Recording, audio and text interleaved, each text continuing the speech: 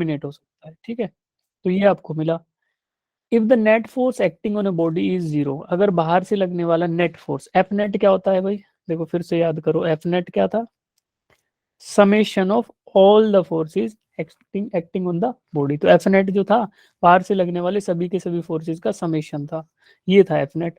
बाहर से लगने वाले सभी फोर्सेस यानी नेट फोर्स जो था, समेशन करोगे तो अगर वो जीरो आ रहा है, then body does not change its state. अब स्टेट का मतलब क्या है, what is this state, this state is state of, बोलो, अरे बोलो बोलो, state of what, position. State of inertia भाई, स्टेट ऑफ इनर्शिया। क्या, force is equal to mass into acceleration था, ये सेकंड लॉ था। और फर्स्ट लॉ क्या था, बाहर से लगने वाला एफ नेट ही प्रोड्यूस करेगा change in state of inertia. तो रेस्ट की स्थिति, मोशन की स्थिति, या फिर motion in a straight line, इन तीनों में से कोई भी इनर्शिया होगा उसको ब्रेक करने के लिए भी रिक्वायर फोर्स। तो बाहर से लगने वाला अगर नेट फोर्स जीरो हो जाता है, तो हम बोल सकते हैं कि there will not be any change in the state of the object. तो आप ये देखो कि एक पॉइंट पे लगने वाले सारे फोर्सेज हैं, उनको बोला कंकरेंट फोर्सेज। अगर उनका समेशन जीरो हो जाए तो क्या होगा, स्टेट ऑफ इनर्शिया में कोई चेंज नहीं आएगा। और अगर स्टेट ऑफ इनर्शिया में कोई भी चेंज नहीं आ रहा, तो उसी को बोलते हैं कि the body is in equilibrium. तो बॉडी क्या बोली जाएगी, कि जो ऑब्जेक्ट है या बॉडी है वो इक्विलिब्रियम के अंदर है, ठीक है। अब इस पर्टिकुलर केस में देखो, आपको यहाँ तीन फोर्सेस दिख रहे हैं, F1 F2 और F3। Here net force on the body is F1 plus F2 plus F3। अब ये क्या किया, देखो वेक्टर एडिशन कर दिया है, vector F1 plus vector F2 plus vector F3, इन तीनों को वेक्टर एडिशन कर दो तो ये आपको नेट फोर्स मिलेगा। Equilibrium condition when the net force on the body is zero, जब इनका समेशन जो है जीरो हो, ठीक है। तो क्या बोलेंगे, ये तीनों forces should be in equilibrium, they should be in equilibrium, मतलब कि इनका वेक्टर समेशन कर दो, कंकरेंट फोर्सेस का वेक्टर समेशन कर दो, तो आपको क्या मिलेगा, यू विल फाइंड कि वेक्टर समेशन अगर जीरो आ रहा है तो इक्विलिब्रियम में। कंकरेंट फोर्सेस का अगर वेक्टर समेशन जीरो आ रहा है, कंकरेंट से मतलब क्या हुआ, if they are acting on a same particle, अगर एक गिवन पार्टिकल है, वो तो आपको प्लेनेट थोड़ा बड़ा सा लग रहा है, ऐसा लग रहा होगा मून है, बट अगर मान लो एक पॉइंट है, इस पॉइंट पे जितने भी फोर्सेस लगे, वो सारे के सारे अगर मिल मिला के एक दूसरे को काट दें, है ना, एक दूसरे को कैंसिल आउट कर दें, तो बाहर से लगने वाला नेट फोर्स क्या हो जाएगा, जीरो। तो जब बाहर से लगने वाले सारे फोर्सेस एक दूसरे को काट दें, तो that means the object is in equilibrium, ठीक है। अब इसका एक और मतलब भी हो सकता है कि इस पे कोई भी रैंडम एक्सिस ले लो, पार्टिकल से पास होने वाला कोई भी एक एक्सिस ले लो, उस एक्सिस के अलोंग अगर इन सारे के सारे फोर्सेस को रिजोल्व करोगे ना, तो जो नेट वैल्यू आएगी वो जीरो आएगी, कोई भी एक्सिस। मान लो ये ले लिया आपने एक्स डैश, ठीक है, ये x2, ऐसे कितने भी पॉसिबिलिटी हो सकती है, इनफाइनाइट पॉसिबिलिटी है। इतने एक्सिस आप लेते जाओ, कोई भी एक्सिस लो जिस पार्टिकल की बात हो रही है उसके पास पासिंग थ्रू, उन एक्सिस पे F1 F2 F3 को रिजोल्व करके देख लो, तो आपको हमेशा जीरो वैल्यू मिलेगी हर एक एक्सिस पे। उसी का मतलब हुआ कि इक्विलिब्रियम में है ऑब्जेक्ट, ठीक है। अब कुछ एक्स्ट्रा बताता हूँ थोड़ा सा, ठीक है। देखो, अगर हम 1D में बात करें, फिर 2D में बात करें, फिर 3D में बात करें, ठीक है। 1D क्या होता है, अलोंग अ स्ट्रेट लाइन, ठीक है। 2D क्या होता है, ऑन अ प्लेन। और 3D क्या होता है, इन अ 3D स्पेस, ठीक है। 3D का मतलब 3D स्पेस, 1D मतलब अलोंग अ स्ट्रेट लाइन, और 2D का मतलब ऑन अ प्लेन। तो आपको दिख गए तीनों के तीनों तरीके। अब मैं बोलता हूँ कि 1D पे एक पार्टिकल रखा है, ठीक है, तो वन डायमेंशन में अगर मैं पूछूं, वन डायमेंशन के अंदर, तो इस पे कितने मिनिमम फोर्सेज हैं जो इक्विलिब्रियम में इसको ला सकते हैं, क्या होगा, देखिए देखो, मैं इस पे एक फोर्स लगा रहा हूँ एक्सटर्नल, एक फोर्स अपवर्ड डायरेक्शन में, 10 न्यूटन लगा दिया मान। तो अब इसको इक्विलिब्रियम में रखने के लिए I need at least one more force, है ना, जो इस 10 न्यूटन को कैंसिल आउट कर दे, यानी अपोजिट डायरेक्शन में 10 न्यूटन लग जाए। तो अब आपको पता चला कि अब जो है इस पर्टिकुलर सिचुएशन में जो एफ नेट है, बाहर से लगने वाला force on our system is equal to zero. तो minimum force is required to keep an object in equilibrium in 1D is equal to two forces at least, है ना, बाहर से लगने वाले दो फोर्सेज होने चाहिए। और ऐसा ही 2D में देखोगे तो 2D में मान लो ये प्लेन था, इस पे एक ऑब्जेक्ट है, ठीक है, ये ऑब्जेक्ट दिखा, ये पॉइंट दिखा, पार्टिकल बोलो इसको, इस पे लगा एक फोर्स, मैंने लगा दिया, पार्टिकल ही गायब हो गया, तो एक फोर्स लगाया। अब इस फोर्स को बैलेंस आउट करने के लिए मिनिमम दो और फोर्सेस चाहिए होंगे, दो फोर्सेस और चाहिए होंगे ताकि ये एक दूसरे को कैंसिल आउट कर सके। तो 2D में we need 3 forces for equilibrium of a particle, और ऐसा ही 3D में जब देखोगे तो 3 डायमेंशन में वी नीड 4 फोर्सेस, ठीक है, हमें 4 फोर्सेस की रिक्वायरमेंट और रहेगी। तो हमें मिल गया ये डेटा। अब देखो 1D समझ आया, 2D समझ आया और 3D समझ आया। अब यहां से देखो 2D वाले में आपको एक थ्योरम भी याद आ रही होगी, कौन सी थ्योरम होती है जब इक्विलिब्रियम ऑफ फोर्सेस की बात करते हैं?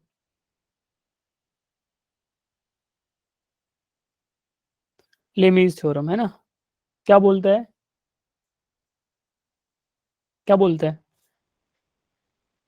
ये जो मैग्नीट्यूड है ना फोर्स का, F1 बोला, F2 बोला, F3 बोला, अगर ये पार्टिकल इक्विलिब्रियम में है तो क्या बोलेंगे, ये F1 है वो डायरेक्टली प्रोपोर्शनल होगा sine of angle between the other two forces, F2 है वो साइन ऑफ अल्फा के प्रोपोर्शनल होगा, और F3 है वो साइन ऑफ थीटा के प्रोपोर्शनल होगा। तो ये सारी चीजें एक दूसरे से जुड़ी हुई हैं, ठीक है। तो आपको फोर्सेस के बारे में पता चला कि पहला 1D में एक फोर्स, 1D में दो फोर्स चाहिए, 2D में 3 फोर्सेस एंड 3D में at least 4 forces are required.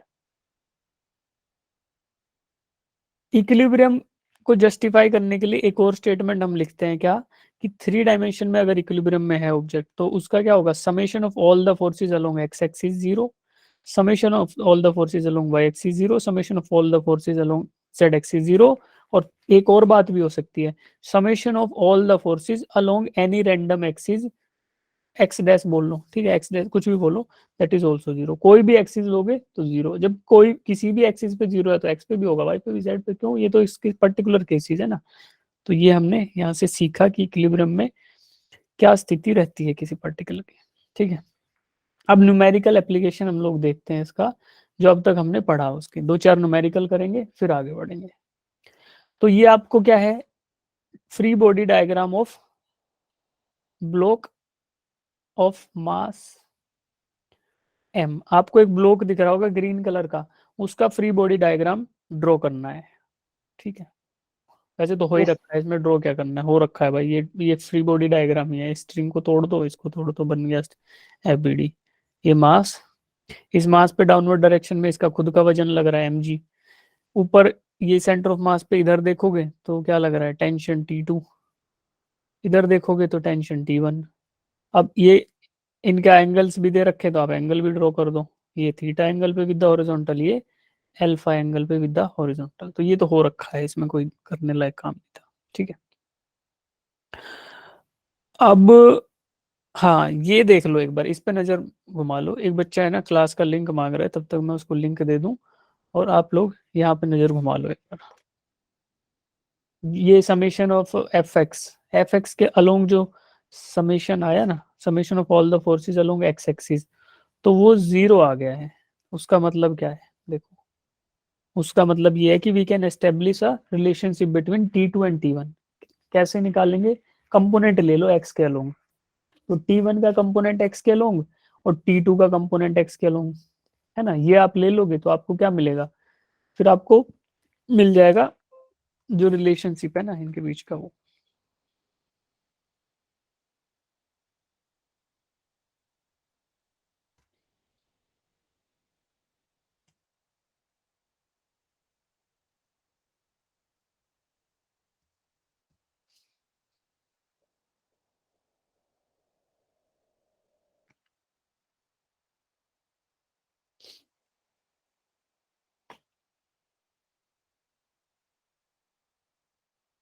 Good evening sir. हाँ जी, गुड इवनिंग, आ गए, शाबाश, यस सर। ठीक है। तो आपको पता चला कि you can resolve the forces along X Y और जेड किसी भी डायरेक्शन में। तो सिमिलरली जैसे आपको अभी बताया था ऐसे ही हम लोग वाई डायरेक्शन में भी ऐसा कर सकते हैं कि summation of all the forces along Y is equal to zero. ये कब है? व्हेन द ऑब्जेक्ट या particle is in equilibrium condition, तब इक्विलिब्रियम कंडीशन यानी कि स्टेट ऑफ इनर्शिया या स्टेट ऑफ मोशन चेंज नहीं हो रहा, स्टेट ऑफ इनर्शिया में कोई चेंज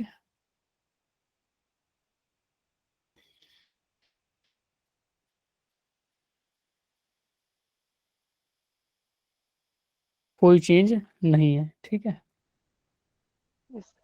जब ये स्थिति होगी तब आप बोल सकते हो कि summation of F X zero, summation of F Y zero, summation of F Z भी जीरो, ठीक है। समेशन ऑफ किसी भी रैंडम एक्सिस, अब अल्फा बोल लो, थीटा बोल लो, ए बी सी जो भी बोलना है, किसी भी एक्सिस के अलोंग वो जीरो होगा। कोई भी रैंडम एक्सिस ले लो, रैंडम एक्सिस देखो यहाँ लेते हैं ऐसा, ये एक्सिस बोला मैंने कि ए डैश एक्सिस है, तो इसके अलोंग भी सब्स्टिट्यूट कर सकते हो। अब इसका मैंने एंगल बता दिया कि this axis is making some angle may be beta with the vertical, तो उस हिसाब से इस एक्सिस के अलोंग भी आप कंपोनेंट्स ले सकते हो। और कंपोनेंट्स अगर आप ले पाए तो दैट मीन्स कि you can do this thing, summation of all the forces along that particular axis equal to zero। तो उससे फायदा क्या होगा, you will be able to find out these type of relationship। जैसे summation of fx किया zero तो आपको ये रिलेशनशिप मिल गया, समेशन ऑफ एफ वाई किया तो आपको ये रिलेशनशिप मिल गया, तो हम लोग ऐसा कर सकते हैं। अब ये क्वेश्चन है, ये पढ़ो आप इसको और फिर मुझे बताओ what is the value of T1, जो टेंशन है ना T1, इसकी वैल्यू आपको बतानी है। टेंशन कैसा रहेगा, it is the resisting force, तो ऊपर के साइड से नीचे रहेगा ऐसे, डाउनवर्ड में, और नीचे से ऊपर ऐसा रहेगा ये, मतलब ऊपर वाले ऑब्जेक्ट को ये टेंशन नीचे पुल करेगा और नीचे वालों को ऊपर पुल करेगा। तो इस T1 की वैल्यू आपको बतानी है। एक्सेलरेशन ड्यू टू ग्रेविटी नीचे लग रहा है, देखो इसमें जो जी की वैल्यू 10 दे रखी है ना, इसका मतलब ये है कि जी बाय डिफॉल्ट डाउनवर्ड डायरेक्शन में ही हम अज्यूम करेंगे, तो हमारा जी जो है वो डाउनवर्ड में लग रहा है।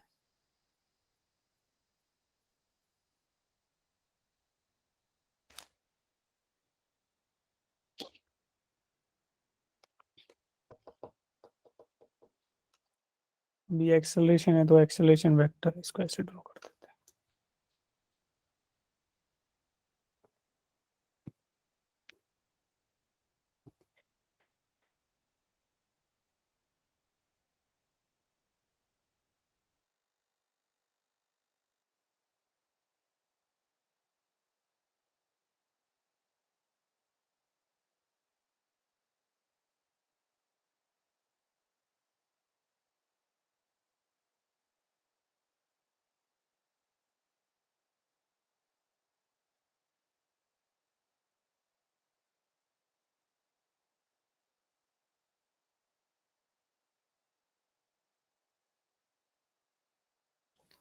जो आंसर्स निकाल लेंगे वो हैंड रेज करना जी।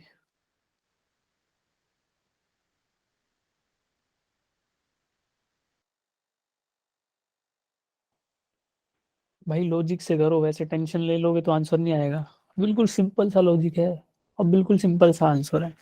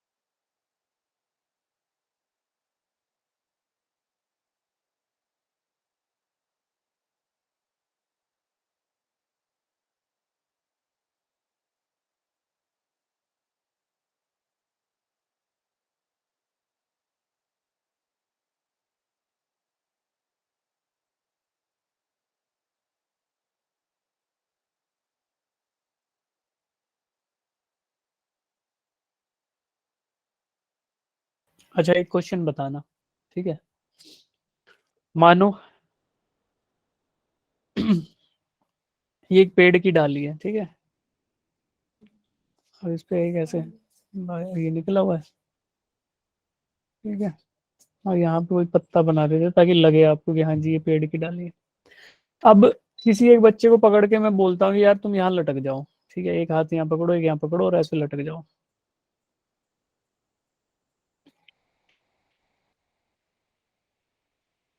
ठीक है, आप यहाँ लटक गए, तो जो आपके हाथों पे जोर आ रहा था दैट वाज टेंशन, है ना, आपके हाथों पे कुछ तो जोर आ रहा होगा, क्योंकि खुद का वजन आपका नीचे लग रहा है, तो हाथों पे जोर आ रहा होगा।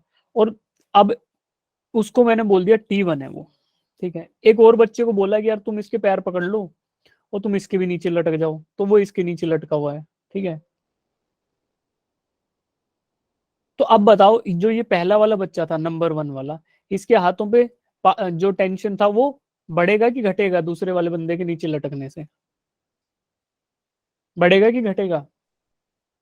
और बढ़ेगा। बढ़ेगा सर ना। बढ़ेगा। तो यहाँ पे जब आपको ये चीज समझ आ रही है तो यहाँ क्यों नहीं आ रही है? भाई ये एक एक को लटकाया होता, दूसरा लटकाएंगे, तीसरा लटकाएंगे, तीनों लटके हुए हैं ना नीचे एक दूसरे के ऊपर नीचे। तो क्या हो रहा है, आप यहाँ पे सीधा वजन कैलकुलेट कर लो। भाई ये पूरा का पूरा मामला जो है, तीनों के तीनों जो ब्लॉक्स हैं वो लटके हुए हैं, किससे? T1 स्ट्रिंग से। तो नीचे की कैलकुलेशन करनी नहीं, T2 भी नहीं निकालना, T1 भी नहीं निकालना, बस वेट ले लो कि T1 वाली लाइन खींचो और इसके नीचे कितना वजन लटका हुआ है वही मेरा टेंशन है। तो मास कितना है जी? 1.5 प्लस 1.5 प्लस 4, तो कितना हुआ? 7 kilogram is the 7 mass kilogram. जो जो इसके नीचे लटका हुआ है ना। तो क्या मैं इस सिस्टम को रिप्लेस करके ऐसा कुछ कर दूं तो चलेगा? तो अभी इसको बंदों को उड़ा देते हैं, पेड़ को भी हटा देते हैं।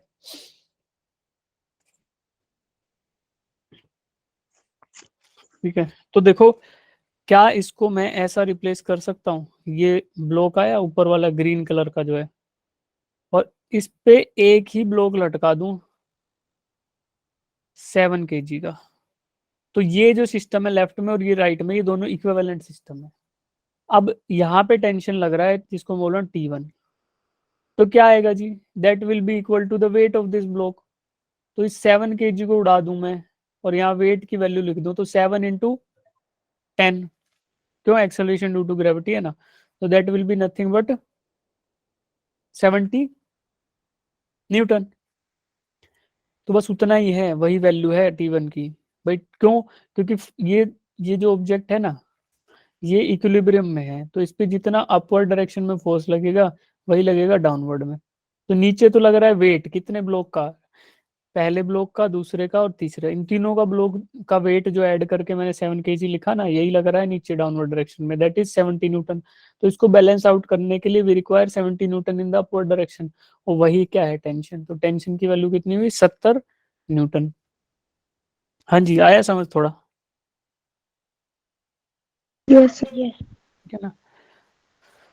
तो ये देखो T1 की वैल्यू निकालने के लिए यहाँ लाइन खींचो, T1 की जगह जितना वजन इसके नीचे लटका है वो ही होगा T1, तो T1 आया 70 न्यूटन। T2 निकालना है तो यहाँ लाइन खींचो, इसके नीचे जितना भी लटका हुआ है कितना है? 4 और 1.5, यानी कि 5.5 किलो लटका है, और इसका फोर्स निकालोगे तो 55 न्यूटन। T3 निकालना है तो T3 पे लाइन खींचो, इसके नीचे कितना है? 4, 4 × 10 40 न्यूटन। तो देख लो T3 40 न्यूटन है, T2 55 और T1 70, बस ऐसे ही निकलेगा, इसमें कुछ है नहीं। अब ये क्वेश्चन है, इसको और कैलकुलेट करो, इसको ट्राई करो आप लोग ना, मैं आपको हिंट देता हूँ कि क्या करना है। फोर्सेस आएंगे, देखो टेंशन है ना, ये टेंशन इधर लग रहा होगा इस पे, ये स्ट्रिंग पे इधर टेंशन लग रहा होगा, तो ये जो टेंशन की वैल्यू है यही आपको फाइंड आउट करनी है। Find the value, sorry, you have to find out mass m की वैल्यू। एक तो दिया है √3 किलोग्राम और दूसरा दिया है m, तो ये m की वैल्यू निकालनी है, ठीक है। तो आपको मैं बताता हूँ, स्ट्रिंग एक है तो टेंशन की वैल्यू वही रहेगी दोनों साइड। अब इस टेंशन को यू कैन रिजोल्व, या तो हॉरिजॉन्टल के अलोंग रिजोल्व कर लो या वर्टिकल के अलोंग, और फॉर्मूला लगा सकते हो, या तो summation of Fx is equal to 0, या फिर summation of all the forces in vertical X is equal to 0, इनमें से कोई भी एक अपनी मर्जी का फॉर्मूला इस्तेमाल करो। इन T1 को इधर रिजोल्व करो, इधर रिजोल्व करो, फिर जो भी वैल्यूज आए उनको या तो Fx में 0 रख दो या Fy में 0 रख दो, फिर आपको ना केवल एक अननोन बचेगा m, और उसकी वैल्यू आपको मिल जाएगी। सोल्व करो, जिनका आंसर आ जाता है वो लोग हैंड रेज करना।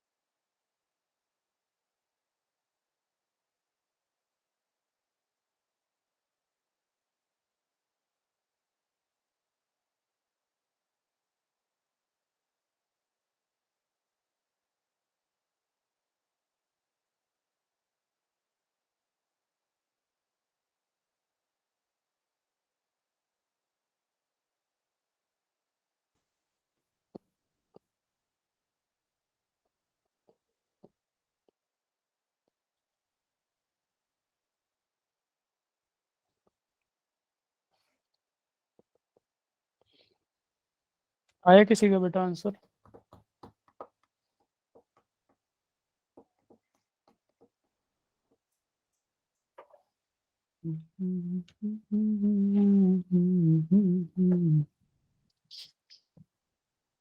कितने बच्चे इसको कर रहे हो अभी? कोई नहीं कर रहा?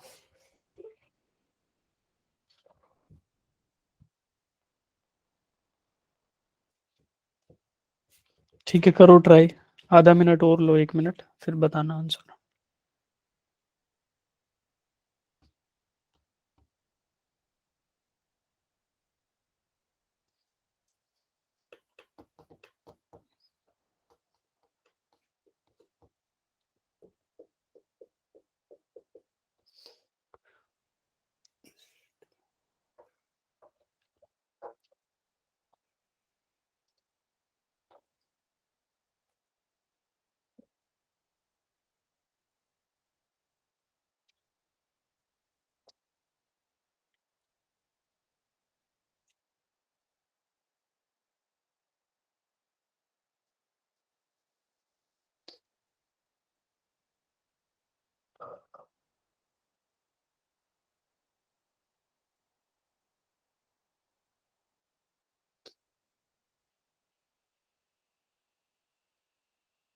आया किसी का आंसर?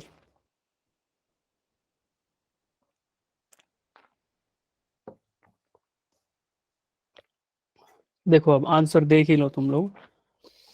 क्या करना है हमें? We have to resolve the force. ये तो मैं हिंट तो आपको दे ही चुका। तो देखो,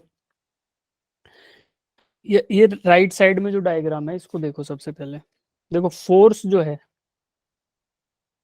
ये ब्लॉक जो है ना, इसका अलोंग द इंक्लाइंड प्लेन कुछ इसका वेट एक्ट कर रहा होगा ना, वेट का कोई कंपोनेंट।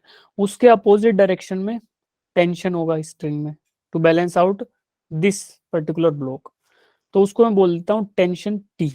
ठीक है, उतना क्योंकि स्ट्रिंग सेम है तो इधर भी सेम रहेगा दूसरी डायरेक्शन में, तो ये भी इधर टी आया। और ये किसके बराबर होगा? वो कंपोनेंट ऑफ मास m जो कि इस इंक्लाइंड प्लेन के अलोंग लग रहा होगा।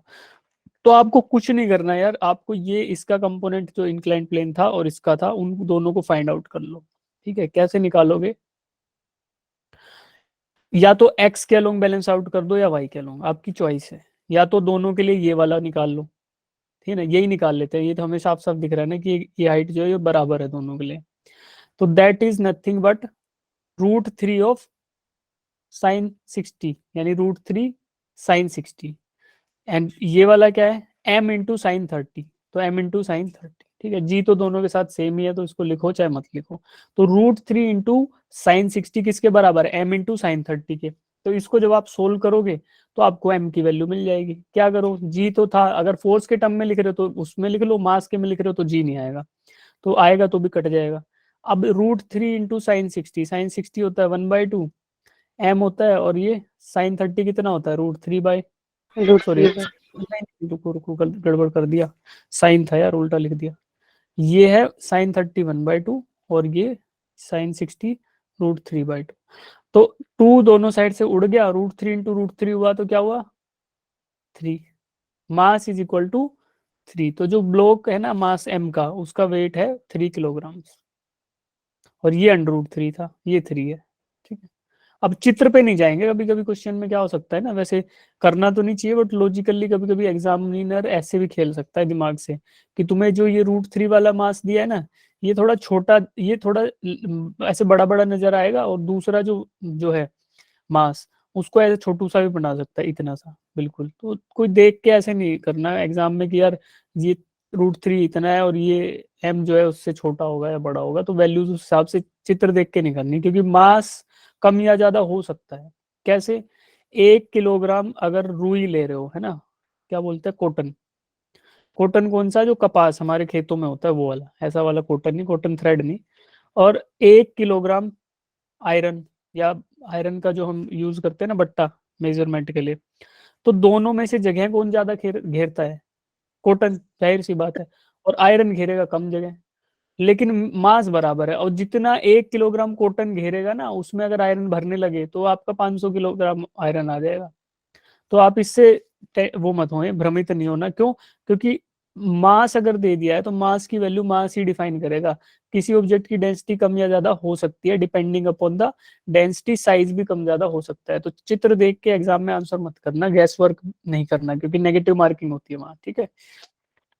अब ये करना था बैलेंस आउट। अब सिमिलरली आप वर्टिकल के लोग हमने किया, वर्टिकल मतलब एक वर्टिकल एक्सिस लिया, इसको बोल दिया वाई, वाई वाई एक्सिस था ना, वाई, और ये एक्स था। तो हम लोगों ने वाई के अलोंग कंपोनेंट ले लिए, किसका? इसका, ये फोर्स जो था इसका, ये M1 की, M की वजह से जो आएगा, और दूसरा इसकी वजह से आएगा, उसका भी कंपोनेंट ले लिया वाई के अलोंग। दोनों बराबर ही रहेंगे क्योंकि they are part of a single triangle, तो इसलिए रिजोल्व करके इक्वेट कर दिया और आपको वैल्यू मिल गई M की, ठीक है। अब आगे देखो, यहाँ पे भी एक क्वेश्चन है, इसको आप घर पे कर लेना, ठीक है, इसको घर पे करना। और यार ये तो मैं आपको ना होमवर्क देना ज्यादा पसंद करूंगा, ये वाले क्वेश्चंस। जो ये क्वेश्चन है ना, नंबर 1, ठीक है, नंबर 2, इनके सॉल्यूशन यहाँ इंक्लूडेड है अच्छे से, ठीक है। 3 ये होगा, इसमें क्या है थर्ड वाले में अरेंजमेंट, हाँ ये थर्ड वाला कर लो, ये वाला कर लो, बाकी वो 2 क्वेश्चन आप घर पे करके आना, मैं शेयर करूंगा, फिर क्लास में डिस्कस कर लेंगे हम। ये क्वेश्चन ट्राई करो।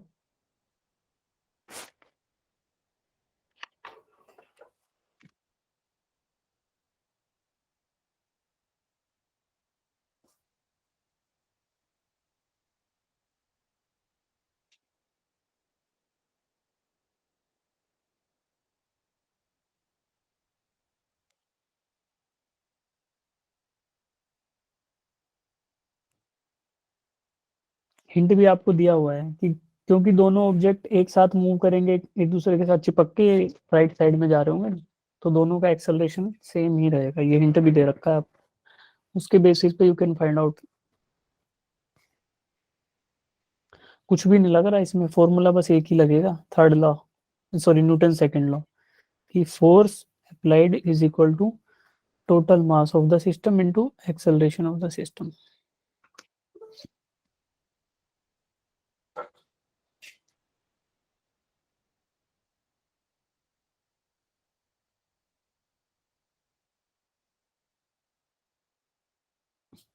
अच्छा, इसको बहुत शॉर्टकट तरीके से भी कर सकते हो, पर करने का तरीका मैंने बताया, सीधा टिक भी मार सकते थे, सीधा आंसर।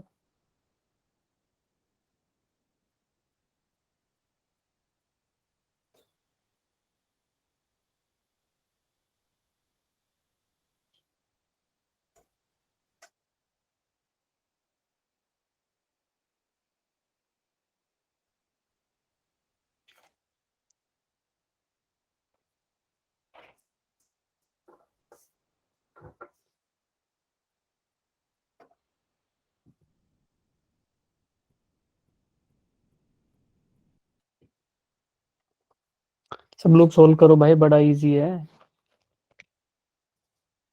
इतने इजी क्वेश्चन आ जाए तो किस्मत अच्छी मानो। एग्जाम में अगर इतने आसान क्वेश्चन आ रहे हो तो किस्मत मानो कि अच्छी किस्मत है।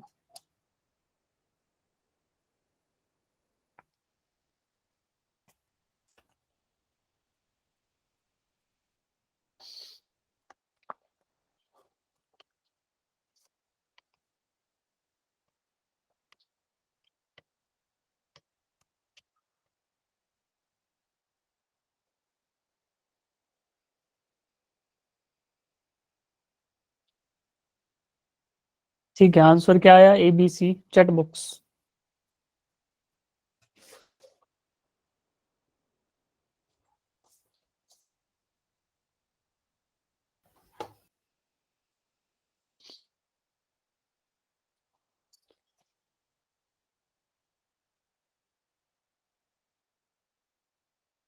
आंसर आएगा C। तो पहली बात तो ये, अगर आपने सिस्टम और ये सब अच्छे से सुना होता तो यार ये 2 न्यूटन 6 न्यूटन वाले गलत है तुम्हारा आंसर। 2 न्यूटन एंड 4 न्यूटन है ना, 2 न्यूटन एंड 4 न्यूटन। क्यों? क्योंकि बाहर से लगने वाला जो फोर्स है वो 6 न्यूटन है, वो बट जाएगा बराबर बराबर, सॉरी वो अंदर ही बटेगा, ठीक है। कुछ लगेगा इस पे और कुछ लगेगा इस पे, ठीक है। तो पहला तो आंसर इसी से कर सकते हो कि दोनों इन पर लगने वाले फोर्सेस का अलजेब्रिक सम जो है 6 के बराबर आना चाहिए, और वो केवल और केवल ऑप्शन सी में आ रहा है ना। इसी तरीके से भाई दोनों का सम होना चाहिए 6 न्यूटन, तो केवल ऑप्शन बी जो है, ऑप्शन सी है, वो इस कंडीशन को सेटिस्फाई कर रहा है, तो आंसर तो ऐसे ही टिक कर सकते थे। बाकी रही बात इसके सॉल्यूशन की, तो वो सब लोग एक बार देखो अब क्या करना है। Force is equal to mass into acceleration, तो या तो इक्वेशन के तरीके से कर सकते हो या लॉजिक के तरीके से भी कर सकते हो, सीधा उसको फील करके कि क्या बोलना चाह रहा है। देखो लेफ्ट साइड से लगा 6 न्यूटन का फोर्स दिख रहा है, अब ये 6 न्यूटन का फोर्स लग रहा है दोनों ये 1 kg और 2 kg पे कंबाइंड सिस्टम पे।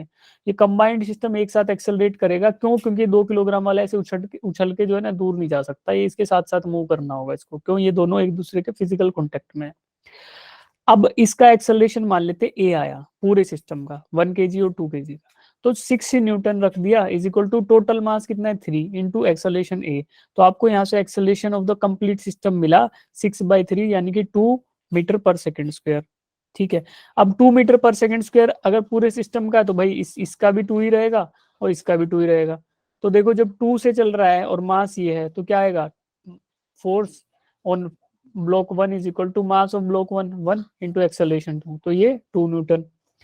सेकंड वाले ब्लॉक का यानी force on 2 is equal to mass of 2 जो कि 2 है और एक्सेलरेशन 2 है, तो 4 न्यूटन ऐसे आ जाएगा। ठीक है, चित्र इसका अगले पे दे रखा है, ये ऐसे ड्रॉ करो नॉर्मल रिएक्शन। ये पहले ये फर्स्ट वाले का फ्री बॉडी डायग्राम, दूसरे वाले का फ्री बॉडी डायग्राम, और उसको करके क्या करोगे? Force F X is equal to mass into acceleration along X, Y के अलोंग जो फोर्स है वो mass of the system into A Y, इससे करके वैल्यू ये इक्विलिब्रियम की लगाओ तो हो जाएगा आपका सोल्यूशन। ठीक है, अब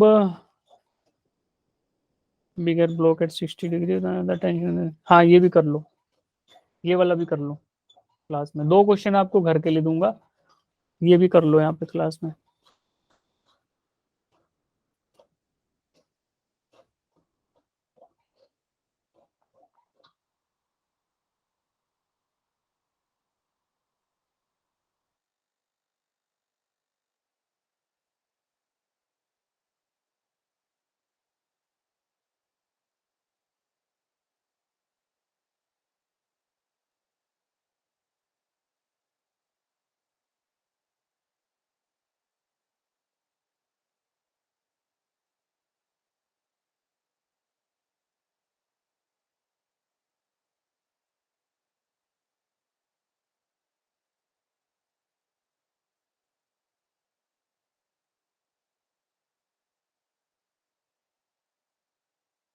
जिनका आंसर आ जाए वो हैंड रेज करना, मैंने सबके हाथ नीचे कर दिए थे।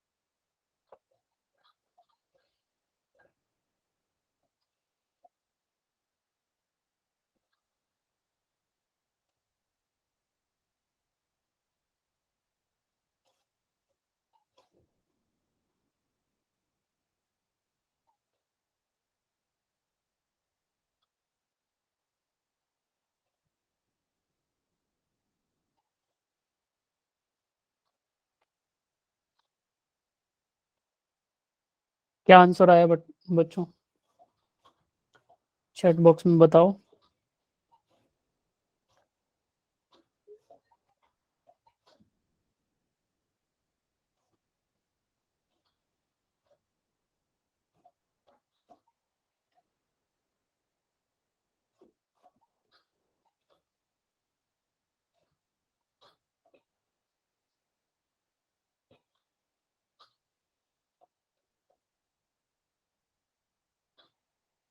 ठीक है, ऑप्शन बी जो है 2 न्यूटन, वो आंसर सही है। क्यों? क्योंकि हमें एक्स एक्सिस के अलोंग फोर्स मिल गया, 5 न्यूटन लग रहा है एक्स के अलोंग, तो अब एक्स के अलोंग सारा कैलकुलेशन कर लो। ये जब ये 5 न्यूटन आ गया, इसके बाद ये क्वेश्चन पिछले क्वेश्चन जैसा हो गया कि you are applying 5 newton force on a system of 2 kilogram and 3 kilogram. बाकी स्ट्रिंग तो मेरा लाइट था, लाइट मतलब उसका स्ट्रिंग का वजन नहीं है। तो वेट किस किस का है, 2 kg और 3 kg का। तो फोर्स लग रहा है 5 न्यूटन, और किस पे लग रहा है, force is equal to mass into acceleration, ये लग रहा है 5 किलोग्राम के मास पे। और आपको एक्सेलरेशन निकाल लेना है यहाँ से। तो एक्सेलरेशन इज 1 मीटर पर सेकेंड स्क्वायर पूरे सिस्टम, कंबाइंड सिस्टम के लिए। तो अब पूरे सिस्टम का है तो इसका भी 1 ही होगा, है ना। तो अब ये क्या हो गया, ये क्योंकि इस पर पिछले साइड में फोर्स लगा रहा है वही टेंशन के बराबर है, इसलिए मैं इसके बारे में चिंतित हूँ। तो एक्सेलरेशन 1 है और मास 2 है, तो फोर्स जो लगेगा that force is equal to 2 × 1, यानी कि 2 न्यूटन। ठीक है, यस सर। ठीक है, ये चित्र है इसका। फ्री बॉडी डायग्राम के हिसाब से पूरा ड्रॉ करके करना है तो इस तरीके से कर लो कि जो राइट वर्ड था 1 kg वाला ब्लॉक था उस पे सिर्फ राइट साइड में लग रहा है टेंशन। बाकी N1 और ये mg1 ये तो एक दूसरे को बैलेंस आउट कर देंगे, N1 जो है वही होगा M1g के बराबर। इधर भी N2 और ये दोनों बैलेंस आउट कर देंगे, तो राइट वाले पे सिर्फ लेफ्ट में ब्लॉक लग रहा है। और ये 10 न्यूटन था, इसके मैंने कंपोनेंट बना दिए थे, एक 5 न्यूटन और दूसरा 5√3 न्यूटन। तो आपको यहाँ से भी फ्री बॉडी के हिसाब से भी समझ आ जाएगा। अब ये भी ट्राई करोगे क्या, block placed on the length of the block right hand, all the surface frictionless find. हाँ, ये कर लो, मस्त क्वेश्चन है, ट्राई करो। Example number 4।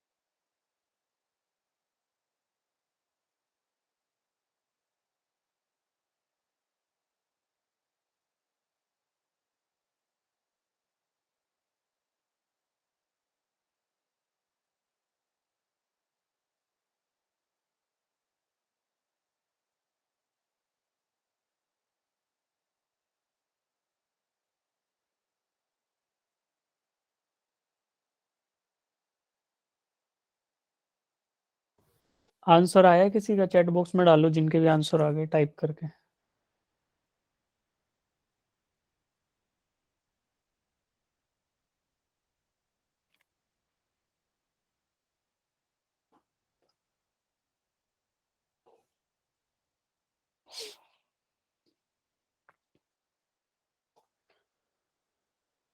इसमें बहुत अच्छी बात है एक छुपी हुई, वो हम फ्रिक्शन में बार बार आएगी, खैर यूज वो चीजें, वहां भी अच्छे से रिवीजन हो जाएगा, बट यहाँ पे भी है। क्या होगा ना, मैकेनिक्स के कोई भी क्वेश्चन आइसोलेटेड नहीं आएंगे, they will be combination of multiple chapters, तो उस हिसाब से देखना होगा। अभी आपको देखो दिख रहा है कि जो कंबाइंड ब्लॉक सिस्टम है ए और बी का जो कंबाइंड सिस्टम है, अभी देखो यहाँ कंफ्यूजिंग हो सकता था अगर मैं ब्लॉक बी का भी आपको मास दे देता, बट क्योंकि क्वेश्चन में मास दे नहीं रखा तो आपको थोड़ा थोड़ा आइडिया लग गया होगा कि क्वेश्चन को अटेम्प्ट कैसे करना है। तो देखो बेटा, मास of block A that is 5 kilogram, तो केवल और केवल 5 किलोग्राम ही है जो रेजिस्टेंस देगा किसको, इस फोर्स को। ये जो फोर्स है ना, इसको केवल जो मास ए है वही रेजिस्टेंस देगा, क्योंकि ये जो सरफेस है, ये जो ब्लू कलर दिख रहा है ना, यहाँ पे कोई भी फ्रिक्शन नहीं है। अब फ्रिक्शन नहीं है तो क्या करेगा, फ्रिक्शन नहीं है तो केवल और केवल ब्लॉक ए है ना, ब्लॉक बी पे नॉर्मल रिएक्शन तो लगा सकता है, बट यहाँ जो एक्स एक्सिस है उसके अलोंग कोई भी फोर्स नहीं लगा सकता। तो दिस मीन्स जो फोर्स एफ लग रहा है, जो फोर्स 10 न्यूटन का लग रहा है मेरा, that will provide acceleration only to block A, खाली ब्लॉक ए को एक्सेलरेशन प्रोवाइड करेगा, ना कि ब्लॉक बी को। क्यों? क्योंकि जब फ्रिक्शनलेस हो गया यार, जब जब ये मुलायम, फ्रिक्शनलेस मतलब चिकना सरफेस हो गया, तो चिकना होने की वजह से क्या होगा, कोई भी रेजिस्टेंस नहीं रहेगा, तो आप उस पुश करोगे ब्लॉक को तो ब्लॉक ए नीचे से निकल जाएगा ब्लॉक बी के, और ब्लॉक बी वहीं के वहीं रहेगा। ठीक है, तो जैसे ही वो उससे गिर जाएगा तो फिर नॉर्मल रिएक्शन भी हट जाएगा, तब तक नॉर्मल रिएक्शन मिलेगा। इतनी बात समझ आई? अब मुझे फोर्स मिला 10 न्यूटन, ये किसके बराबर है, मास इंटू एक्सेलरेशन, तो मास है 5 और एक्सेलरेशन ए एज्यूम कर लेते हैं। ठीक है, तो यहाँ से आपको ए मिल गया 10/5 दैट इज 2 मीटर पर सेकेंड स्क्वायर। ठीक, इनिशियली रेस्ट पे मान लो, इनिशियली जो है रेस्ट पे मान लो, क्वेश्चन में दिया है क्या ये बात? क्वेश्चन में नहीं दे रखी, कोई बात नहीं, तो इनिशियली हम रेस्ट पे मान लेंगे, एज्यूम करो initial velocity u is equal to 0 U is equal to block 0. A की। ठीक है, acceleration of block A is 2 metre पर सेकेंड, तो you can always find out, क्या फॉर्मूला लगाओ, S is equal to U T plus half A T square, ये formula लगाओ। S आपको दिया हुआ है कि 20 सेंटीमीटर इस ब्लॉक को निकलना है ना, क्या है, इसमें जैसे ट्रेन और ब्रिज वाले क्वेश्चन थे वैसे इमेजिन करो यार, कि ये ब्रिज मान लो ऊपर वाले को और ये नीचे ट्रेन है, तो कितने में क्रॉस करेगी, इससे कितने दूरी में क्रॉस कर जाएगी, जब तक ये अपनी लेंथ के बराबर मूव कर चुकी होगी। ठीक है, यहाँ इतना मूव करने के बाद आप क्रॉस कर जाओगे, तो एस की जगह रख दो 20 सेंटीमीटर, इनिशियल वेलोसिटी यू मैंने 0 अज्यूम कर लिया, तो 0 आएगा फर्स्ट टर्म, और हाफ ए टी स्क्वायर इसमें वैल्यूज रख दो। एक्सेलरेशन आपको मिली है ब्लॉक की, और आपको टाइम ही तो निकालना है, तो इसको सोल्व करने से देखो एस की वैल्यू रखता हूँ 20 सेंटीमीटर है, 0.2 metre is equal to U T, तो कोई दिक्कत नहीं, हाफ ए एक्सेलरेशन आया ए, तो ये 2 था, 2 और टी स्क्वायर, तो इसको सोल्व करोगे ये उड़ गया, ये उड़ गया, तो क्या आया, T square is equal to 0.2, तो T is equal 2. Two under root 0.2, plus वाला वैल्यू लेंगे खाली, क्यों, क्योंकि टाइम हमेशा पॉजिटिव होगा। सही किया, कुछ गलती कर दी? No sir. U U T half A T square half explanation, ठीक है यार, यही सही लग रहा है। Yes तो sir. आपका आंसर क्या आया था काफी बच्चों का, 0.45, तो 0.2 का अंडर रूट 0.45 होता है क्या, शायद। Yes sir. हाँ, Yes sir. तो देखो ये था बेटा।